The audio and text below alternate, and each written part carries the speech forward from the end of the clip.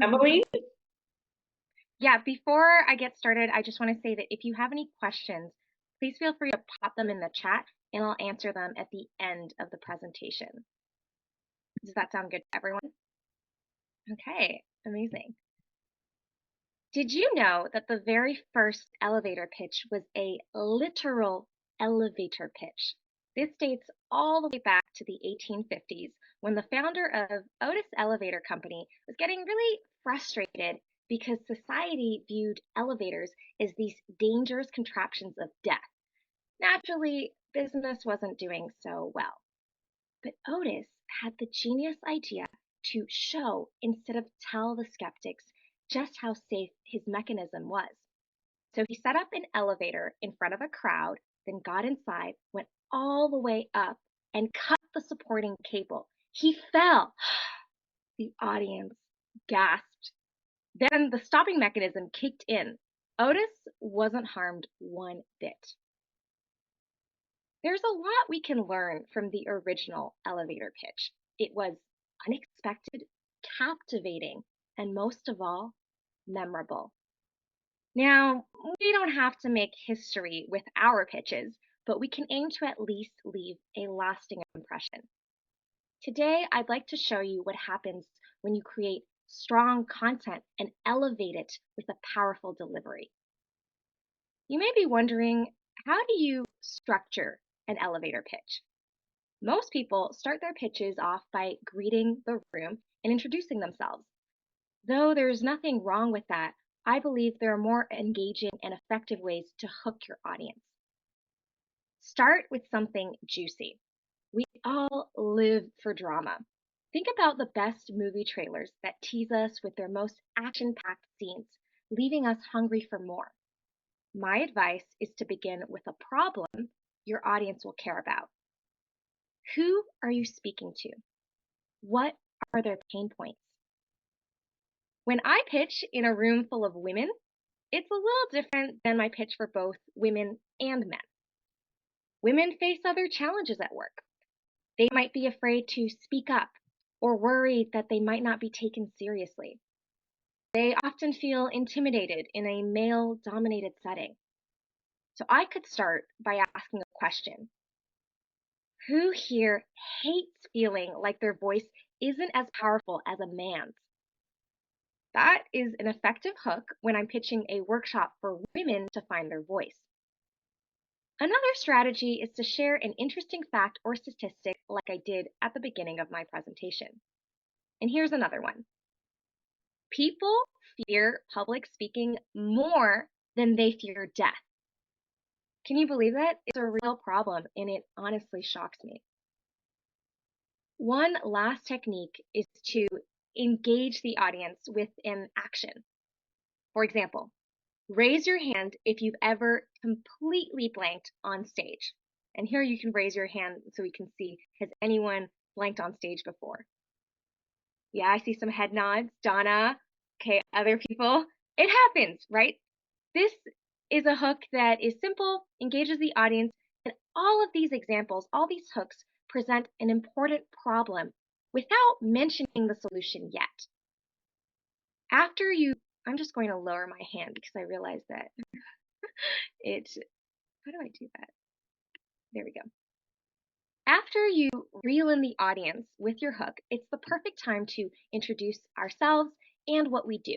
Instead of reinventing the wheel, think about your unique value proposition. I'm sure most of you have worked on this. Can you insert it at that moment? I'll demonstrate how you can start with the problem and smoothly transition into the solution. Did you know that it takes non-native speakers almost twice the time to prepare for presentations compared to native speakers? And that's if they decide to present at all. I'm Emilie Plante, and I want this to change. That's why I founded Excellent Speakers Academy. We empower non-native speakers to become clear, confident, and compelling communicators who present anything to anyone. Through personalized coaching that blends acting exercises with language mastery, my clients take their speaking skills to the next level, all while having fun.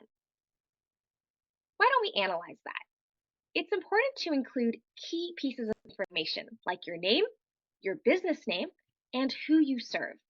You can also include your title if it's not too clunky. Then you want to explain what you do, aka the solution, in a way that's tangible and easy to grasp. If, for example, you say, I'm a business process optimization analyst for small to medium sized companies, that's great. We get to find out your target audience. But we don't really know or understand what you do. Do you offer an online course or a software? Be specific without getting lost in too many details. When people end their pitch after the solution, they are seriously missing out. The final part is so crucial, your exciting and simple call to action. We all have call to actions that we use all the time. Can you use one at the end of your pitch? Think of something easy that the audience can do today. Don't forget to take advantage of your environment. When you're online, like we are right now, drop a link in the chat to ask people to connect with you on social media or send them to your website or put a booking link for them to hop on a call. When you are at an in person event, you could hand out your business card or ask people to come up to you to have a chat and start that conversation. Another cool trick when you have slides is to use a QR code that sends all your contact info. When I first met Lynn, actually, she had a digital Blink card, I think it was, and she sent me all the links. That's how I joined Women in Money Montreal, got in touch with her. Exactly. That's what Lynn used, and I thought that was so effective. This is only half of it, though. To end on a strong note, you want to link your call to action to a thought provoking statement. And what might that be? I want you to turn to your business's mission and values for inspiration. What do you envision for the future? I'll continue with the pitch that I started. I invite you to connect with me on LinkedIn right now to help blaze the trail for non native speakers to conquer language barriers and thrive. This is a nice way to end your pitch and giving people something to do, something to walk away with. So far, we've covered the content of your pitch, a big problem followed by your awesome solution, and then an exciting call to action. We all know it's not just about what you say. How you say it will make all the difference. Your delivery plays a really big role in how your elevator pitch is received. This part is all about your speaking style. I want you to let your personality shine through in your choice of words, your energy, and your passion. When you truly believe in what you're saying and you speak with conviction, you'll captivate any audience. Let your passion fuel your talk, fuel your pitch. When I'm working with clients, the very first step is to develop their self awareness of how they typically speak. We don't always know how we come across to others, and we can't improve without this awareness. It's super important. Are there any people who watch Seinfeld in the room? Seinfeld is a show that I like. Okay, I've got a couple of hands. That's good. There's this one scene from Seinfeld. It's a sitcom, by the way, where this very soft spoken woman is saying something that's completely inaudible to the main character, Jerry. And though he can't hear a single word, he just nods his head and says, uh huh. And later, he finds out that what he did is he agreed to wear this ridiculous puffy shirt on national TV when he was listening to this woman. He had no idea. And when he puts the shirt on, he kind of looks like a pirate. The whole scene is hilarious, and it's a perfect example of how communication can break down through low volume.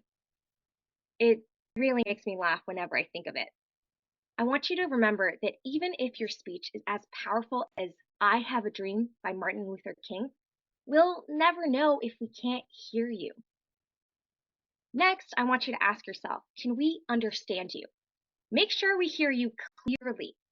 Sometimes changing just one syllable in a word can change the entire meaning. I have a funny story, actually.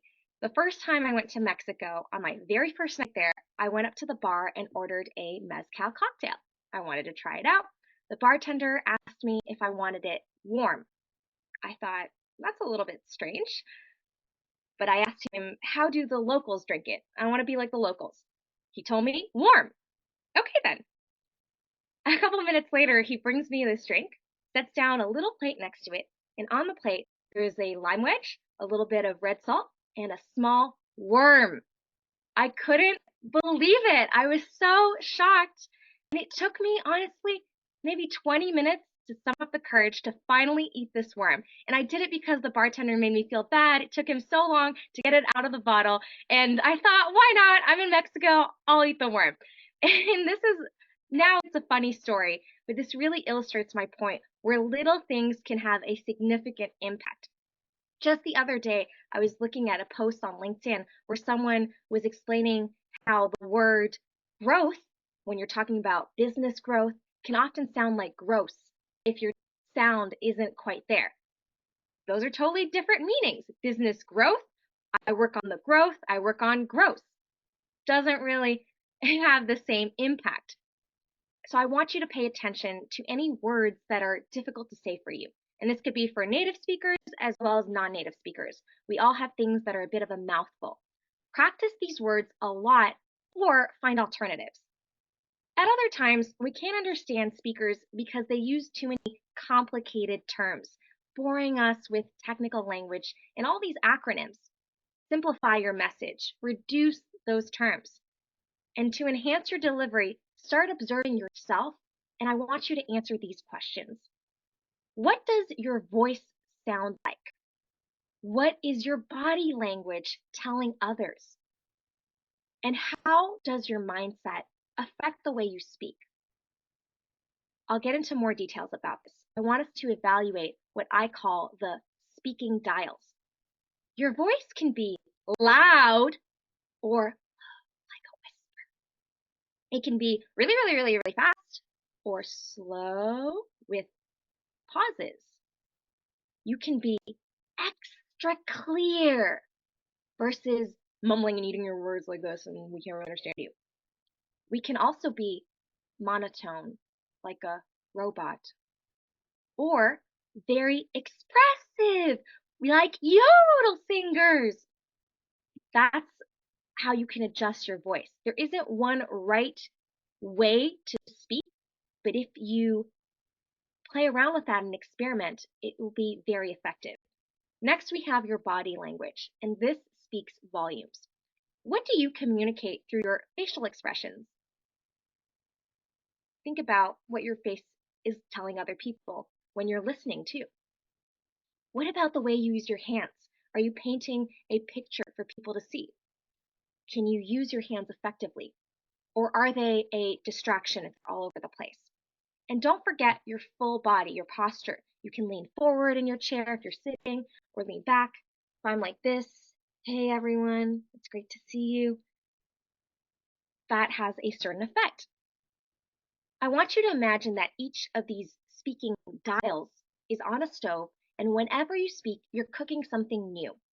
Certain recipes call for high heat, loud volume, and hands, while others require some slow and gentle simmering. You might bring something to a boil momentarily. That's called emphasis. Make sure that your delivery matches your content. Something will feel off if they don't line up. People are incredibly scared of public speaking. Can you believe it? That's not really something to be excited about. That's an example of when your voice, the content, your delivery don't quite match up. Last but not least, let's take a look at our speaking mindset. There are all these negative thoughts constantly running through our minds. If you feel like it, you can put some of these thoughts down in the chat, but you don't have to, only if you're comfortable. I'm going to share some of the examples that I've heard. I have no idea what I'm doing. I'm not good enough. No one will listen to me. I have nothing interesting to say. These thoughts don't serve us. Instead, they get in the way and bring us down. Let's transform them into something positive that lifts us up. And we'll look at the thoughts after I finish the presentation, and so that nobody feels uncomfortable if I read them out loud at this point. Here's something that I often say to myself. I repeat this whenever I'm feeling a bit down. I am proud of all my hard work and the progress I've made. I say it again and again to make sure that I mean it. It feels so empowering. I am proud of all my hard work. I am proud of the progress I've made. This is something that you can do at home.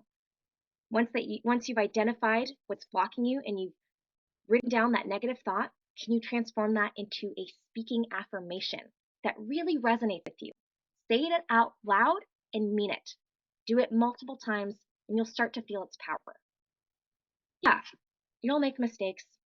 What's important is that you learn from each time you pitch. Remember, your elevator pitch is a work in progress. It will change as your business grows and evolves. One more tip to keep your pitch short and sweet is to write it down, practice it out loud, and time yourself. Are you doing a 30-second elevator pitch or a 60-second pitch? You'll have a shorter version and a slightly longer one, depending on how much time you have. And I want you to have fun. Have fun, experiment with different versions. Don't worry if it's not perfect the first time. Honestly, it might never be perfect, and that is okay. Life would be really boring if everything was perfect. I'm hoping that after this presentation, the next time you have the opportunity to pitch your business, to pitch your services, your products, you'll feel comfortable and confident and maybe even excited to get up there and do it. Delivering an outstanding pitch with style is all about connection, simplicity, and practice. Go out there, be bold, and let your pitch be the first, but far from the last impression we have of you. Keep in mind that your elevator pitch is your way of sharing your special gift with the world.